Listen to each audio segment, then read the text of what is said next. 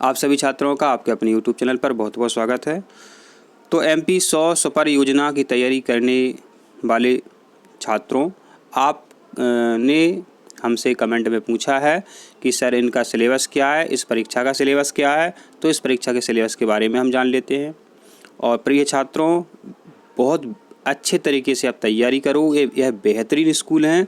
अगर आप इससे चूक गए, आपने आलस कर दिया, तो ज़िंदगी भर आपको पछताना पड़ेगा, क्योंकि इतने अच्छे स्कूल आपको कभी भी मिलने वाले नहीं हैं। और यह मान करके चलो, अगर आपका इन स्कूलों में एडमिशन हो जाता है तो आपकी नौकरी 100% लग जाएगी। 100% और अच्छी नौकरी लगेगी, छोटी मोटी नौकरी आपकी नहीं लगेगी। तो प्रिय छात्रों, इस परीक्षा में एक पेपर होता है। आप जब पेपर देने जाएंगे तो आपको एक पेपर दिया जाएगा।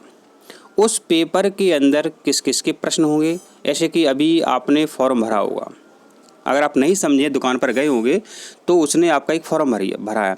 आपने अभी कक्षा 11वीं में कौन सा विषय लिया है? आपने गणित लिया है। माना कि हमारे पास एक स्टूडेंट आया और हमने पूछा आप कक्षा 11 में आपने क्या लिया है? उसने बोला हमने गणित लिया है।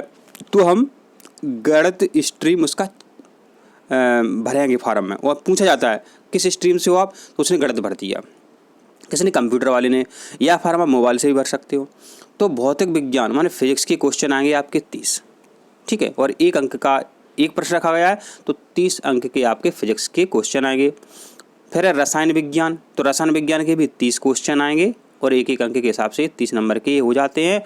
और यहाँ पर ध्यान देने वाली बात है, जिसने परीक्षा फॉर्म में गणित स्ट्रीम का चयन किया है उसको जीव विज्ञान के प्रश्न नहीं मिलेंगे। ये बहुत अच्छी बात है। आपको सिर्फ गणित के ही 40 क्वेश्चन हल करने हैं। किसको? जो अभी कक्षा 11 में गणित लिए हैं, जिन्होंने गणित लिया है। अब बात कर लेते हैं बायोलॉजी के बारे में। जो 10वीं पास होकर के कक्षा 11 में एडमिशन ले लिया। अब कई छात्रों ने एडमिशन भी नहीं लिया है, समझ रहे हैं ना बात।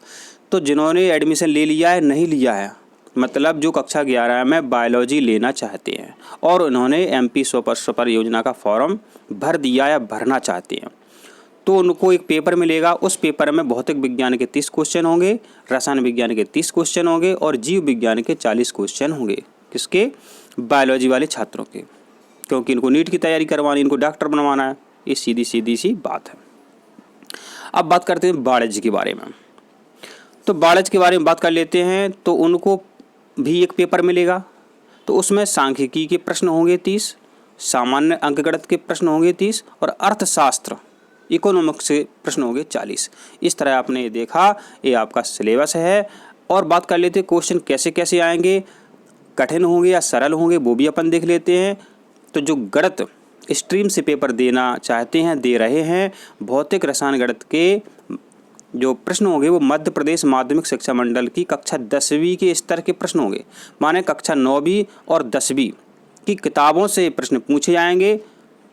1-2 प्रश्न हो सकते हैं कक्षा 11वीं और 12वीं से पूछे जाएं, लेकिन कक्षा 9वीं और 10वीं के किताबों से प्रश्न इतने पूछे जाएंगे कि सिलेक्शन आपका हो जाएगा।